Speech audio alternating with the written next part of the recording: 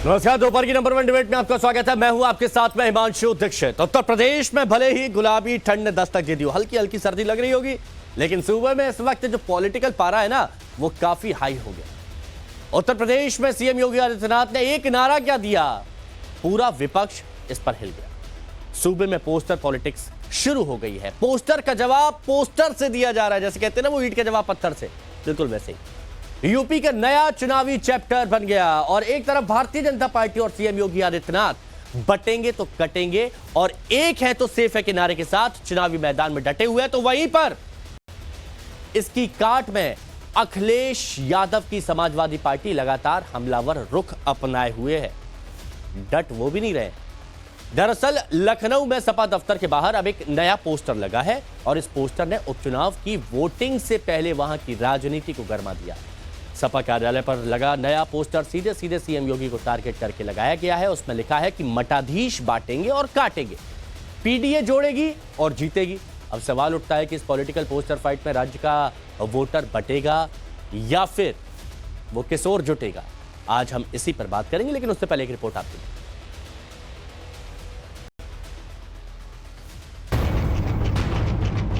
UP में इन दिनों अजब गजब हो रहा है। दिन बदलते हैं, पोस्टर बदलते हैं, लेकिन उत्तर प्रदेश में सियासत की तासीर नहीं बदल रही।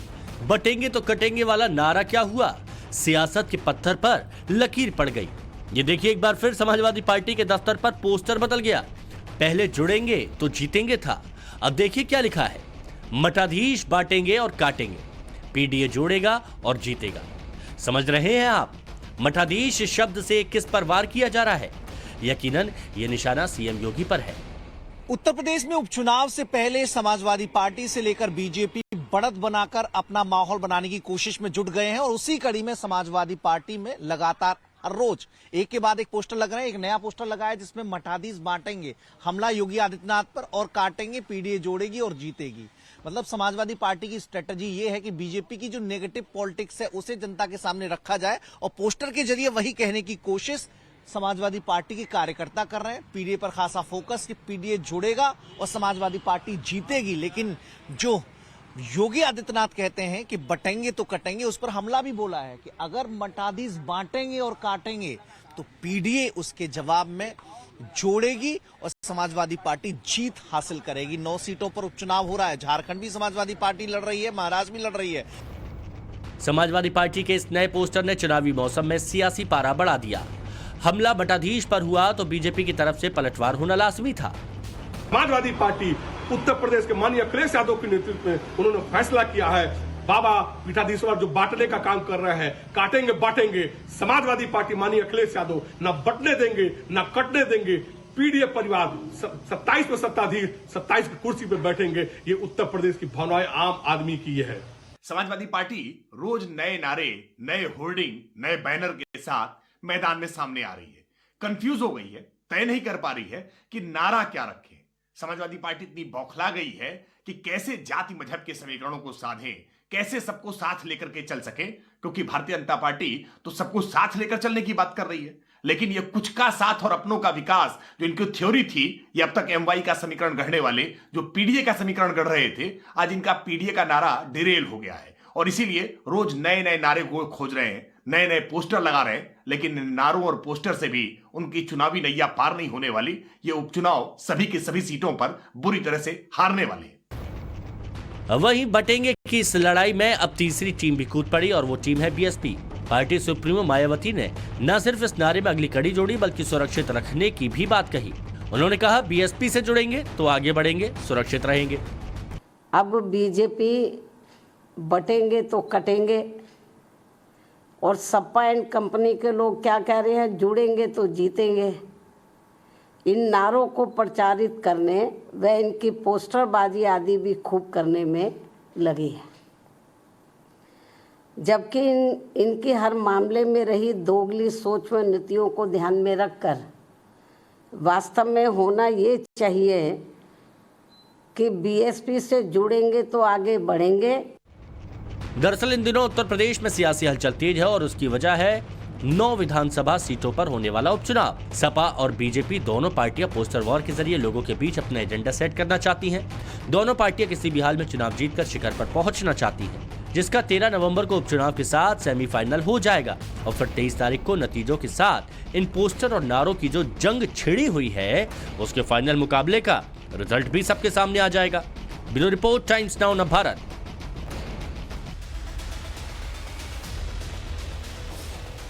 तो देखिए रिपोर्ट आप देख चुके हैं। अब जो मेहमान हमारे साथ में जुड़े हुए हैं हम उनसे आपको मिलवाते हैं। एक बहुत ही मजबूत पैनल हमारे साथ में जुड़ा हुआ है। हमारे साथ में शरद त्रिवेदी जी बीजेपी प्रवक्ता हैं, जुड़े हुए हैं। रमनीश वत्स जी हमारे साथ में राजनीतिक विश्लेषक जुड़े हुए हैं। सौरभ मालवीय जी राजनीतिक विश्लेषक हमारे साथ में हैं। हमारे साथ में अशोक यादव जी समाजवादी पार्टी के प्रवक्ता हैं।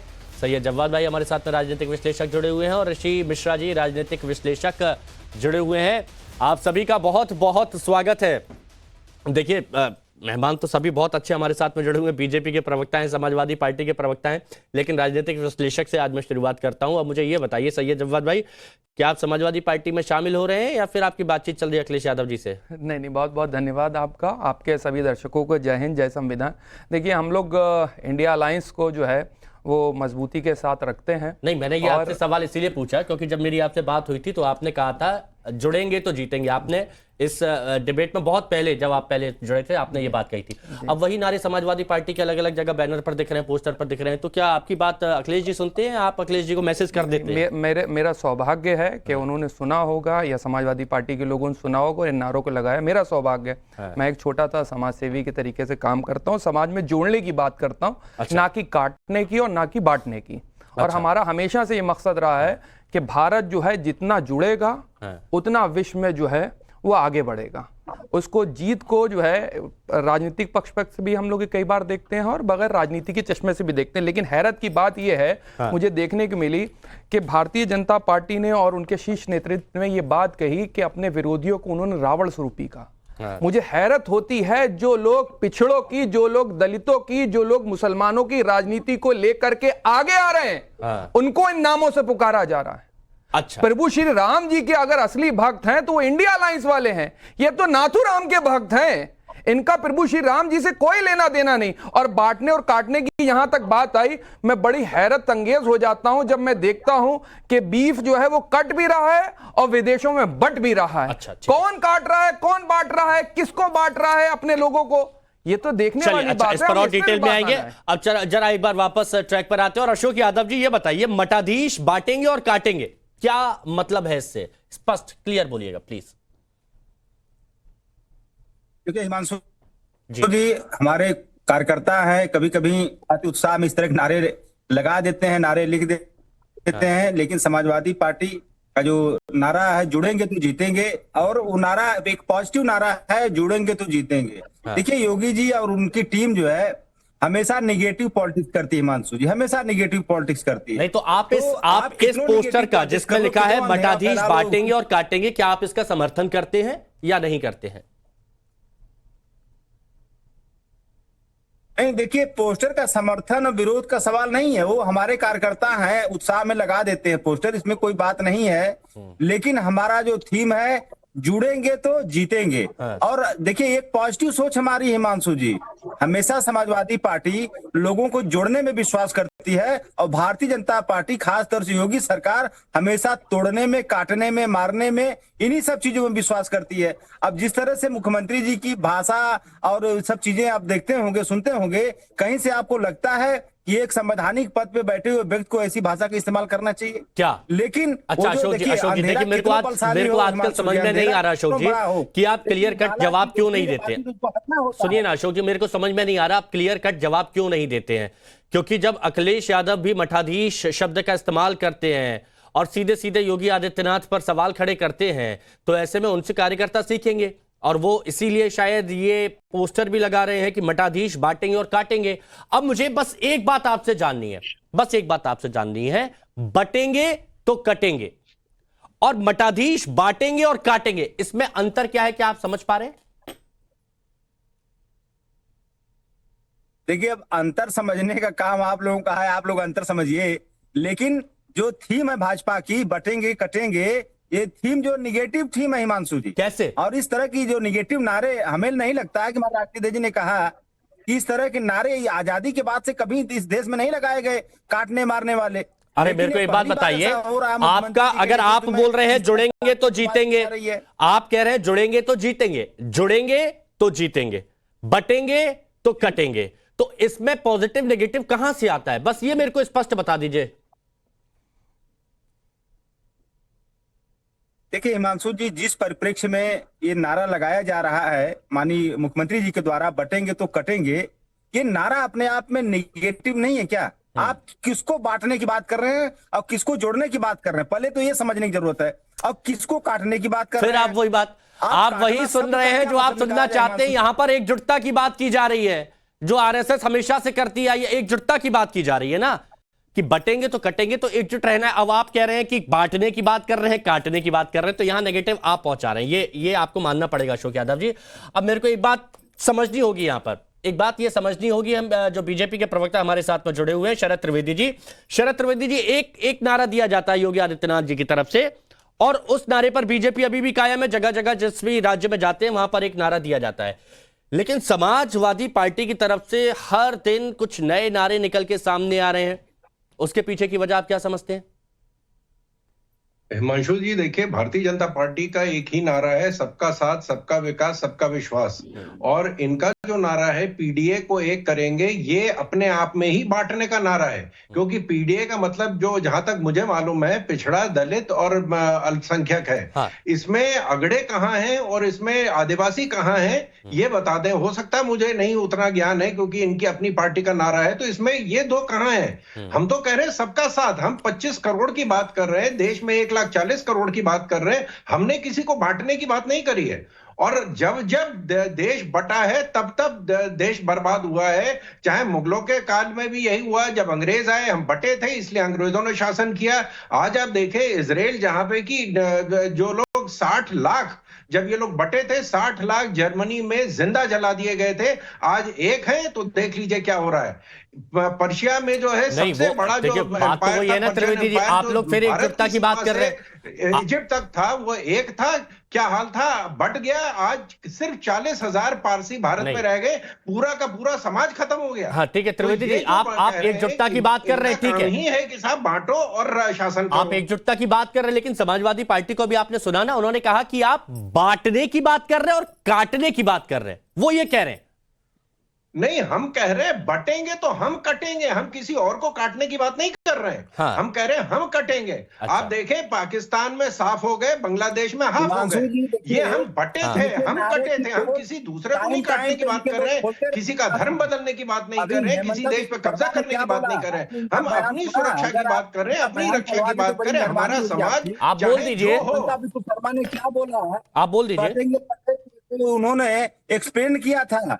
शरद जी, अभी हिमंता बिस्वा शर्मा आपके मुख्यमंत्री, जो बटेंगे कटेंगे को कैसे डिकोड किया, आपने सुना उनकी भाषण? बोलिए। अभी आपने मिथुन चक्रवर्ती का भाषण सुना था कि नहीं सुना था? तो आपके लोग उस नारे का डिकोड कर रहे हैं, बटेंगे कटेंगे तो, और समाज भी देख रहा है कि आपकी सोच उस नारे के पीछे क्या है।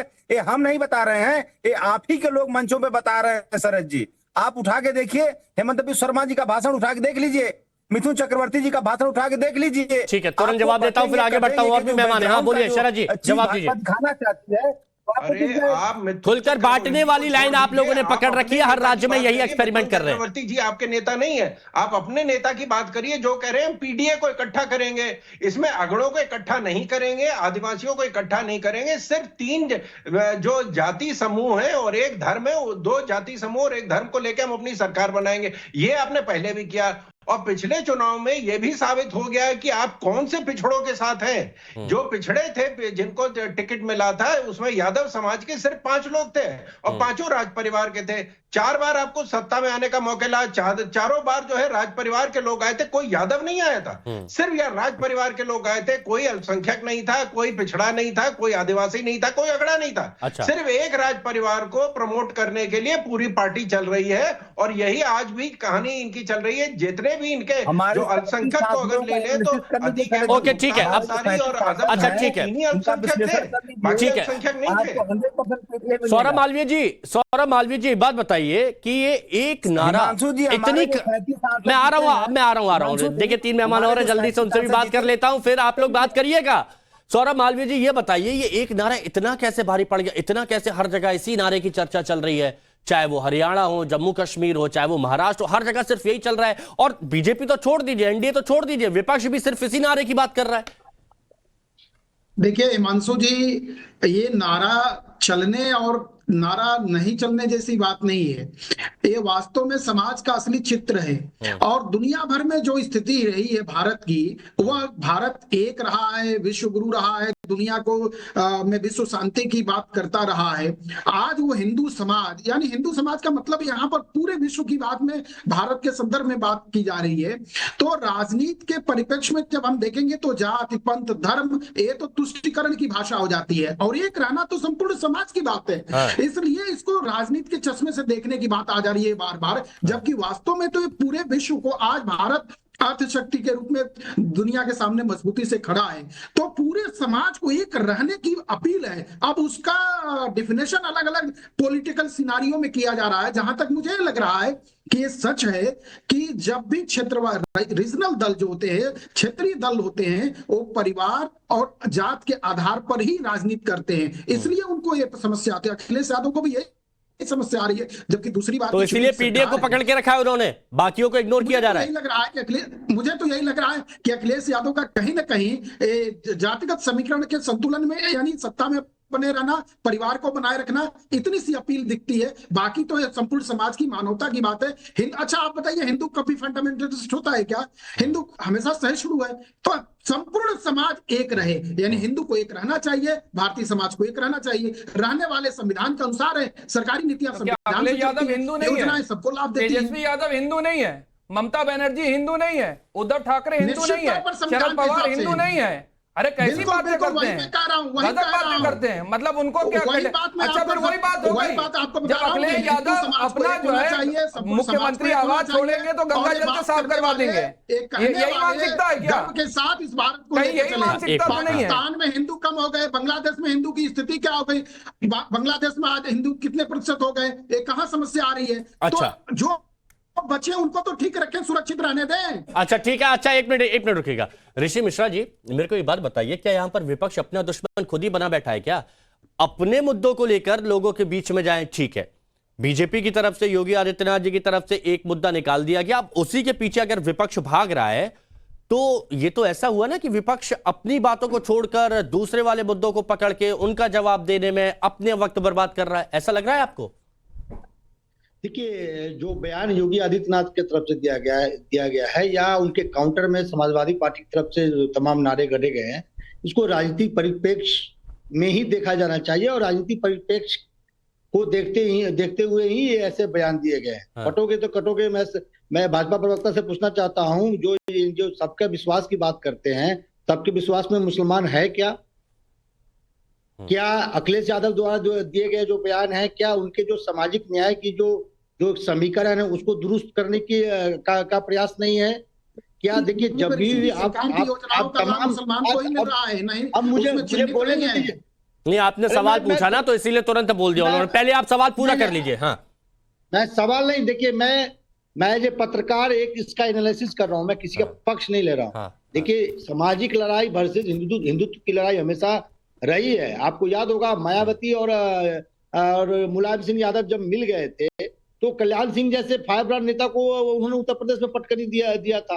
तो ये सामाजिक जो समीकरण है अखिलेश यादव का, जिसको ये सामाजिक न्याय की बात करता है, उसको, अरे भैया मैं आपकी तरह कोई पक्षकार नहीं हूँ। मैं एक आपको समझाने का प्रयास कर रहा हूँ। आप पक्षकार बनते हैं, यही तो देश का दुर्गति है। यही तो देश का दुर्गति है। मैं क्या हूँ? आप यहाँ गलत बोल रहे हैं, करते हैं। अच्छा, बकवास करते हैं। आपका ये कहना है, सुनिए ना ऋषि मिश्रा जी, एंकर महोदय, मुझे बोलने दिया जाए। देखिए, एज ए पत्रकार एनालिसिस कर रहा हूँ। ये पक्षकार भाई योगी आदित्यनाथ का पक्षकार बन जाइएगा। अब सुन लीजिए, देखिए, न मुलायम सिंह यादव पिछड़ों के हितैषी है आज न अखिलेश यादव या तेजस्वी यादव जो अपने आप को पिछड़ों के नेता मानते हैं। अखिलेश यादव किसी गैर परिवार के यादव को मुख्यमंत्री बना सकते हैं, या कोई तेजस्वी यादव किसी गैर परिवार से बाहर के यादव को मुख्यमंत्री बना सकते हैं।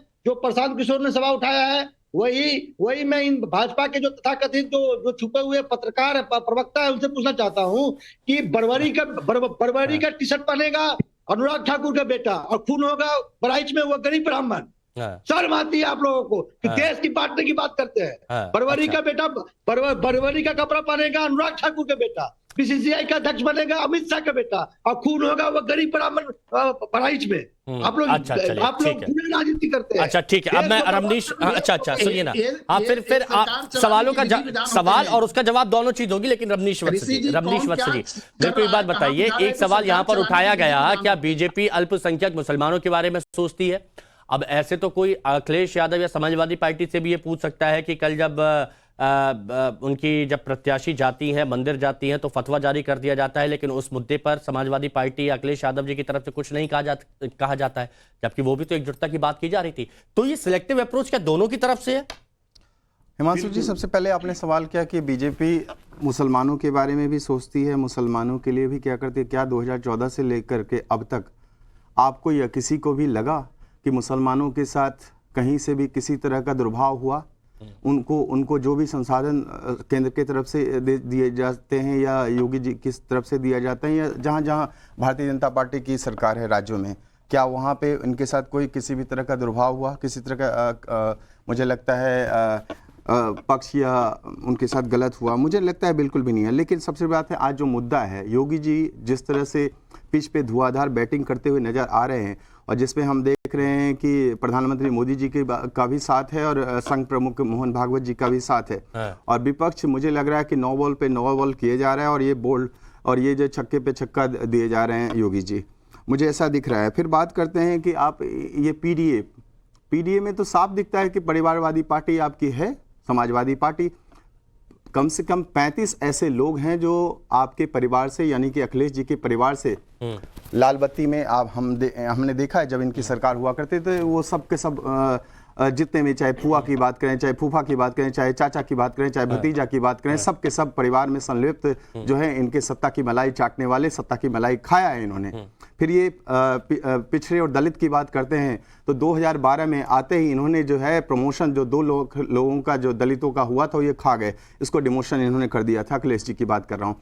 फिर जब 2012 में आधिकारिक रूप से मुलायम सिंह यादव जी ने बयान दिया था कि हमने कार सेवकों के ऊपर गोलियां चलवाई मुसलमानों के बीच में जा करके, फिर ये बात करते हैं ये बांटने की बात, तो बांटने की बात तो आपने की है, कार सेवकों के ऊपर गोलियां चलवाने की बातें हैं, हिंदुओं के ऊपर आपने कितने सारे, जब मठ और मठाधीश की बात आप करते हैं, आप माफिया से जब जोड़ देते हैं तो आप बांटने की बात नहीं करते हैं। क्या आपके अंदर इतनी हिम्मत है? क्या आपके अंदर इतनी हिम्मत है कि आप मौलाना और मौलवी को कहें कि ये माफिया है, ये अपराधी हैं? क्या आपके अंदर इतनी हिम्मत होती है? बांटने की बात क्यों नहीं हम कहेंगे? मतलब ये सिलेक्टिव अप्रोच। कश्मीर आप भी मौलाना मौलवी पर आ गए। जब हिंदू विहीन हो जाता है, आप नागालैंड जब हिंदू विहीन हो जाता है, ऐसे देश के कई ऐसे राज्य हैं जहां पे हिंदू विहीन हो जा रहा है, तो ये चिंता का विषय है। और चिंता के विषय अब बात वही आ गई। अब और इसको आप उठा रहे हैं मुद्दे के रूप में उठा रहे हैं, तो इसमें बेसिकली बात वही आ गई। रमनीश जी कह रहे हैं कि भाई हिंदुओं के हक की बात बीजेपी कर रही है, इसमें गलत क्या है? क्योंकि बाकी के दल मुसलमानों की बात करते हैं, ये स्पष्ट कह रहे हैं। नेक रहेंगे हम, कौन नहीं कहता एक रहेंगे नेक रहेंगे? बाकी में इसमें किसी धर्म को लेकर के कोई भी बयान नहीं दिया। आपने कहा ना कि मुसलमान इसके बीच में आते हैं, एक रहेंगे नेक रहेंगे, क्या राष्ट्र के मुसलमान नहीं आते? आपने जो बोला तो एक बार जवाब सुन लीजिए ना। सबका साथ, सबका विकास, सबका विश्वास की बात करी गई। उधर से शिवेंदु कहते हैं कि बंद करो इन नारों को। भारतीय जनता पार्टी ने क्या एक्शन लिया? उन्होंने तो डायरेक्ट माननीय प्रधानमंत्री जी के बारे में बोले। बात बोली या नहीं बोली? खुली बोली ना उन्होंने। दूसरी सबसे बड़ी बात, अभी जात की बात होने लगी। 10 सेकंड ये बात बोली, मैं तो भाजपा के प्रवक्ता से बोलूंगा और अनऑफिशियल भाजपा के प्रवक्ता से पूछूंगा। फिर उसके बाद अभी आप देखेंगे जब माननीय प्रधानमंत्री जी ने अपनी जाति बताई थी, और इस देश में पहली बार हुआ कि जाति बता के पोर्टफोलियो बांटे गए। कौन बांटने की बात कर रहा था? कौन से समाज की बात कर रहा था? और अगर देश सुरक्षित हाथों में है जैसा कहा जाता तो फिर हिंदू खतरे में कैसे? अगर हिंदू खतरे में है तो देश सुरक्षित हाथों में कैसे है? ये भी हमको बता दीजिए। हर जगह मेरे को एक बात बताइए, मुझे बस एक बात बता दीजिए। अगर मेरी बात सुनिए, अगर एकजुटता तो आप यहाँ पे खड़े करके बोल नहीं पाते? नहीं, मैं तो पूछ रहा हूं, देश देश सुरक्षित सुरक्षित नहीं हाथों में होता है। ना। यहाँ पर सब सैयद सुरक्षित है। जब्बात, आप देश बोल नहीं सुरक्षित हाथों में, पाते, तो आप हिंदू बोल नहीं खतरे में पाते, कैसे? बोलने की हिंदू आजादी खतरे जो में है कैसे? छीन ली गई थी। यहाँ सब मेरा सुरक्षित मुझे है। सरकार मेरा ने- सवाल है। मुझे बस इंदिरा मुझे गांधी की सरकार ने मेरा सवाल है। पर सवाल ताला का लगा दिया जवाब नहीं है। कानून पे ऊपर। एक मिनट सवाल का जवाब। मिश्रा जी आ रहा हूं, मिश्रा जी आ रहा हूं, एक अखबार जो मिनट, है एक ना, उसको मिनट। बंद सवाल कर का दिया गया जवाब है। दीजिए। बोलने की आजादी उसे। अरे आज सवाल का फ्रीडम ऑफ जवाब, स्पीच की शिवेंदु बात अधिकारी। होती है, क्या वो हमारे संविधान अच्छा, में मेरा एक सवाल है। फ्रीडम ऑफ स्पीच की जब अच्छा, बात होती है, एक सवाल प्लीज प्लीज बयान प्लीज दिया। रमनीश जी एक मिनट मैं बस ये जान रहा हूँ, मेरे को ये बताइए, एक मिनट जवाब भाई, ये बात बताइए, एकजुटता की बात करना जी बांटना कैसे हुआ, बस ये सिंपल शब्दों में समझाइए बस। देखिए, भारतीय जनता पार्टी बांट रही है, लगातार बांट रही है। वो किस हिसाब से बांट रही है? जब दलितों को, पिछड़ों को या फिर मुसलमानों के अल्पसंख्यकों को आरक्षण की बात आएगी तब ये फौरन बांटेंगे। अभी मैं उदाहरण के तौर पे तो देखूंगा। अच्छा फिर एक मिनट, नहीं उत्तर प्रदेश, अरे मेरे को बात कर दीजिए प्लीज, मुझे बात कर दे। नहीं मैं दूंगा। अच्छा मेरी बात सुनिए सैयद भाई, एक बात बताइए, आपने कहा कि बीजेपी इस तरह की बातें करती है, पिछड़ों, दलितों, ये सब, तो अगर समाजवादी पार्टी अगर सिर्फ पीडीए की बात करती है जिसमें पिछड़ा, दलित, अल्पसंख्यक आते हैं, तो वहां पर इग्नोर नहीं किया जा रहा है कुछ लोगों को, वहां पर आगे, हाँ वहां पर इग्नोर नहीं किया जा रहा है? अच्छा सवाल है और मैं इसकी तारीफ करता हूं कि आपने बहुत अच्छा सवाल करा। इस देश में पिछड़ों की, दलितों की और ओबीसी की हालत क्या है? कौन से लोग हैं जो एक ही विशेष मानसिकता के हैं, एक विशेष आइडियोलॉजी की, और तमाम संसाधनों पर बैठे हुए? अरे 10 सेकंड भैया, 10 सेकंड तमाम संसाधनों पर बैठे हुए। हमें जवाब चाहिए। अरे हमें जवाब चाहिए। अरे भैया, आपने जब प्रश्न उठाया जाति को, तो राहुल गांधी से आपको प्रश्न पूछने का हक नहीं है। राहुल गांधी ने जब कहा शर्मा हो क्या, नहीं सुन रहे? अखिलेश यादव जी जब पूछते हैं मिश्रा हो क्या, आप शर्मा और मिश्रा जब जाति पूछते हैं पत्रकार से, ये पॉइंट देखिए, आपका संविधान जवाब की सच्चाई उसका है, संविधान आपको देता है जाति। अच्छा नहीं, जब आप कंटिन्यू बोल रहे हैं, आपकी बात सुनिए, आप कंटिन्यू बोल रहे हैं, आपकी बात सुनिए, देखिए एक मिनट, ये शर्मा, ये मिश्रा, ये मैं भी दीक्षित, तो आप ये बोलेंगे कि तमाम संसाधनों पे मेरा ही पूरा वो है क्या, कब्जा है? मैं दो चीजें कह रहा हूं। बात होने दीजिए प्लीज, अरे बात होने दीजिए एक मिनट। सुनिए, देखिए क्या है, एक व्यवस्था बनाई गई है, रिजर्वेशन की व्यवस्था बनाई गई है, और रिजर्वेशन किस लिए आया गया था कि जो पीछी पंक्ति में बैठे हुए लोग हैं उनको आगे लेकर के आया जाए। उनको किसने पीछे रखा इतने सालों से? नहीं, कौन से लोग थे? कौन सी मानसिकता? प्लीज सुनिए ना, प्लीज मैं करूंगा बात, बाकी भी लोग हैं, मैं करूंगा बात, 10 सेकंड दे दो, मैं करूंगा बात, करूंगा। मैं कह रहा हूं एक व्यवस्था बनी गई, रिजर्वेशन आया गया, कौन लोग थे जो पीछे लोग खड़े हो तो उनको आगे लेकर के आए, रिप्रेजेंटेशन की बात है। और सबसे बड़ी बात मैं आपको कह दूं, जब ये व्यवस्था लेकर के आई गई, किसने आज तक दलितों को, ओबीसी को पीछे रखा? आदरणीय लालू जी, सुन लीजिए, आदरणीय लालू जी लेकर के उस आइडियोलॉजी को लेकर के आए जिसमें जो है ओबीसी लोगों को, पिछड़ों को, दलितों को, मतलब पीडीए, पिछड़ा, दलित, अल्पसंख्यक यही परेशान है, बाकी सब बहुत खुशहाल है, बाकी सबने कब्जा कर रखा है। त्रिवेदी जी बस आ रहा हूं, त्रिवेदी जी प्लीज की सच्चाई और होना चाहिए। 10 सेकंड चलिए, मैं 10 सेकंड दे रहा हूं, हाँ बोलिए। हिमांशु जी, इन्होंने हक की बात की, पिछड़ों और का जो हक की बात है, सबसे पहले जवाहरलाल नेहरू से आज भी प्रश्न पूछने की जरूरत है। उन्होंने कहा आरक्षण लेने वाले बुद्धू होते हैं। उन्होंने कहा जब जातिगत जनगणना की बात होती है सबसे पहले पैरविकार आ जाते हैं राहुल गांधी। तो उनसे सवाल मेरा है कि आप हिंदुओं को जाति जाति में क्यों बांटते हैं? आप मुसलमानों के भी जाति जनगणना करवाइए जाकर के। तो ये नहीं करवाते, आप किसको जोड़ेंगे? आप परिवारों को अपने जोड़ेंगे। 10 नहीं 50 सेकंड दे दिए, अच्छा ठीक है। अब त्रिवेदी जी, आपकी कुटिलता दिखती है, त्रिवेदी जी, आपकी मानसिकता जो संक्षिप्त मानसिकता वो दिखती है। और जीतेंगे, परिवारों को जोड़ लेंगे, बस इतना ही। समाज को जोड़ने का प्रयास करिए अखिलेश यादव जी, उसमें आपकी जीत मानी जाएगी। ठीक है, हाँ त्रिवेदी जी, बहुत सारे सवाल आ गए, आवाज समझ भी गए होंगे कि पीडीए की बात क्यों करते हैं अखिलेश यादव। हिमांशु जी देखिए, एक कहावत है कि हमको अपनी खबर नहीं यारो, तुम जमाने की बात करते हो। तो ये पहले अपनी खबर दे दें कि 53 में ओबीसी कमीशन आया था, 55 में उसकी रिपोर्ट आई थी, किसने उस रिपोर्ट को सार्वजनिक नहीं किया? 10 साल मंडल कमीशन की रिपोर्ट पे कौन लेके बैठा था? और किसने अल्पसंख्यक और दलित को क्यों नहीं ये मुख्यमंत्री बनने दिया? अल्पसंख्यक के तो इतने हिमायती, इनको मुख्यमंत्री बनने देना चाहिए था। और भारत में बनाया था कांग्रेस ने, असुरक्षित है। मैं दावे के साथ इस बात को कह रहा हूं, मैं किसी के बीच में नहीं बोला था। कृपया मेरे बीच में मत बोले। मैं जवाब बोलिएगा, हाँ बोलिए। बोलिए त्रिवेदी खान जी। साहब, मैं आपके बीच में नहीं नहीं, बोला बोलिए, था, हाँ। कृपया मुझे बोल लेने बोलिए। दीजिए। हाँ। ये बता दें कि साहब भारत में अब जो है हिंदू असुरक्षित है, मैं इसको दावे के साथ कह रहा हूं। कश्मीर में हिंदू जो था वो बटा था, इसलिए कट गया। और जो रिफ्यूजी होता है वो हमेशा दूसरे देश में होता है, शरणार्थी दूसरे देश में होता है। कश्मीरी पंडित भारत में शरणार्थी है। दुनिया के इतिहास में दूसरी ऐसा कोई उदाहरण नहीं है। असम से हिंदू ने पलायन किया, बांग्लादेश से हिंदू ने पलायन किया, पाकिस्तान से। और जो मुसलमानों की बात कर रहे हैं वो मैं तो उनसे कहता हूं, कई चैनलों पर मैंने कहा है कि आप अपनी अपनी पार्टी के दफ्तर अफगानिस्तान, पाकिस्तान, बांग्लादेश और बर्मा में खोलिए और वहां के लोगों को बताइए हिंदू काम कर रहा है, नौकरी कर रहा है, वो खतरे में नहीं है। इंडोनेशिया, मलेशिया के अंदर हिंदू खतरे में नहीं है, जहां 80% आबादी हिंदुओं की है और देश के बड़े नेता बड़ा देश को सुरक्षित हाथों में रखे हो तो हिंदू खतरे में कैसे? यही तो सवाल है। मुसलमान का ना पता। ठीक है मिश्रा जी, मिश्रा जी, तो ये तो हर राजनीतिक दल कर रहा है ना, यानी हर राजनीतिक दल गलत है अगर वो सिर्फ एक पर्टिकुलर वोट बैंक की बात करता है, सिर्फ उनको खतरा बताता है, सिर्फ उनको सुरक्षित बताता है, उनको असुरक्षित बताता है। ये तो हर राजनीतिक दल गलत कर रहा है। बिल्कुल, देखिए किसी को देश के डेवलपमेंट से कोई लेना देना नहीं है। मैंने शुरू में ही कहा, अखिलेश यादव यदि इतने ही पिछड़ों के हिमायती है तो किसी गैर यादव, ओबीसी या गैर परिवार के लोगों को मुख्यमंत्री बना दीजिए, पार्टी का हेड बना दीजिए। यही मैं लालू यादव के लिए कहता हूँ, यही नीतीश कुमार के लिए कहता हूँ।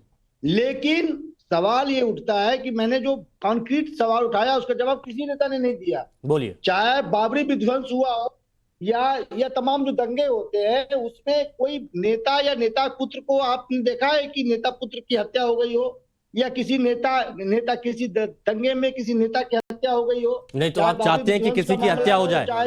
मिश्रा जी, मैं तो चाहता हूँ किसी की ना हो, किसी की ना हो। मिश्रा जी को जवाब दे दूं 10 सेकंड, किसी की ना हो प्लीज, किसी की ना हो। ऋषि भाई, जकिया जाफरी को इंसाफ नहीं मिला आज तक। ऋषि भाई, जकिया जाफरी को इंसाफ नहीं मिला।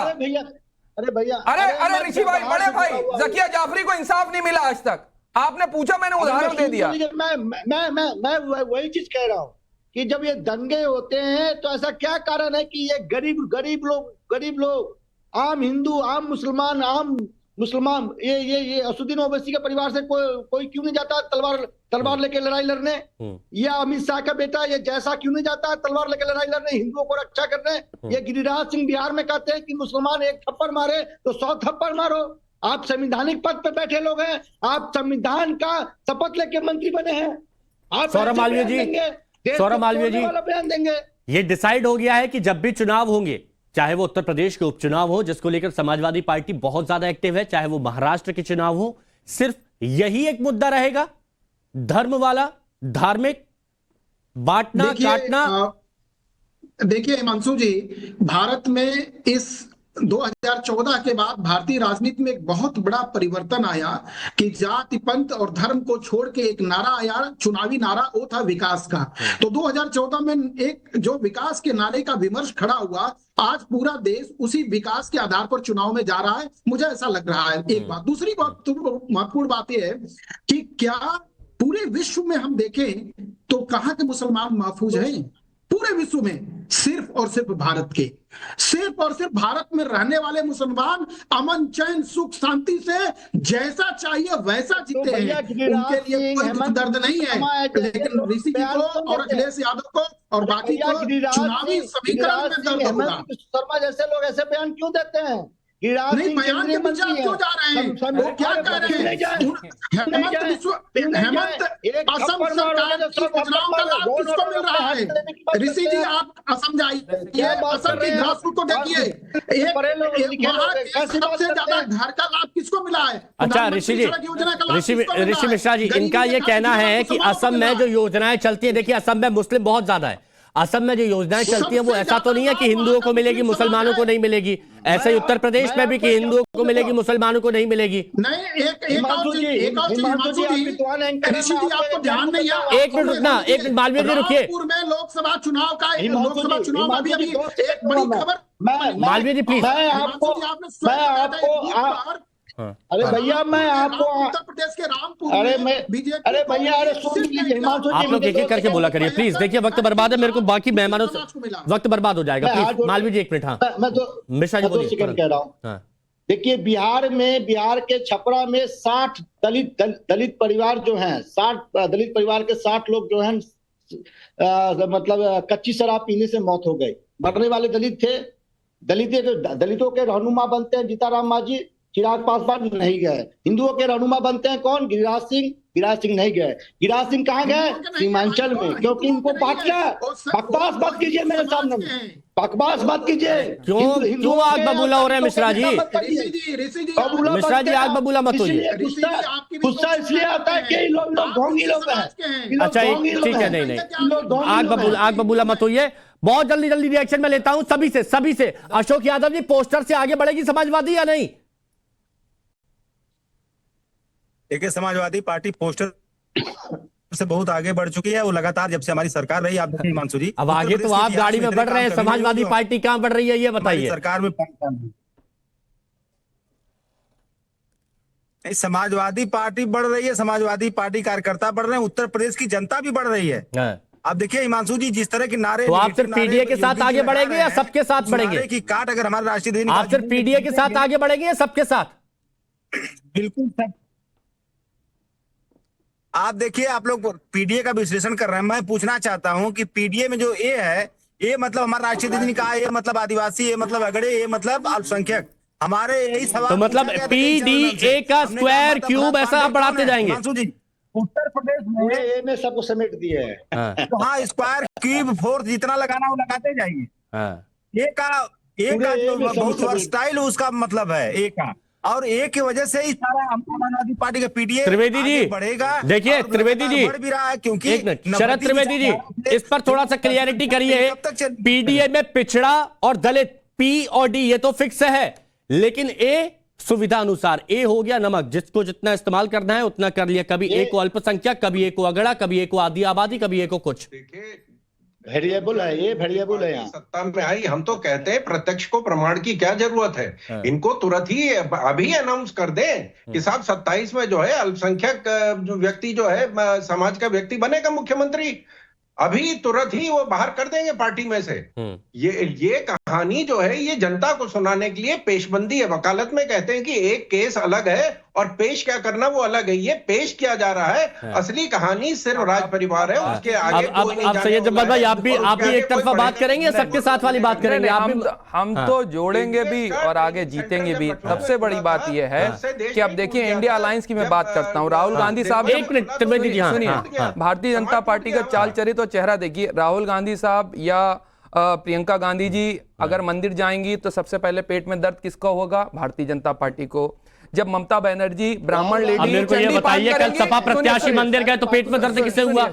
कल सपा प्रत्याशी मंदिर भाजपा, अरे वो बरेलवी, सबसे पहले मौलाना बरेलवी ने वो फतवा जारी कर दिया। सबसे पहले अगर किसी को हुआ, नहीं बाकायदा मंदिर खुलवा दिया। नहीं, पहले पहले मंदिर धुलवाया गया, उन्होंने फतवा जारी करवा दिया। फतवे तो आएंगे, 10 आते रहते हैं, हमें उन फतवे क्यों आएंगे? राजनीति के अंदर, इसलिए राजनीति के अंदर समावेशी होता है। देखिए, दो इसमें दो धारा है। नहीं, सैयद जब्बार भाई की बात, ये फतवे आते रहेंगे, नेता सब इनकी ऐसी सोच ही है, फतवाई जारी करते रहेंगे। आप देखिए, आप एक समाजवादी पार्टी के नेता जो है मंदिर जाते हैं, इनके लिए फतवा निकल जाता है। आप गाजियाबाद की बात मैं करूं, देश में दो धारा है।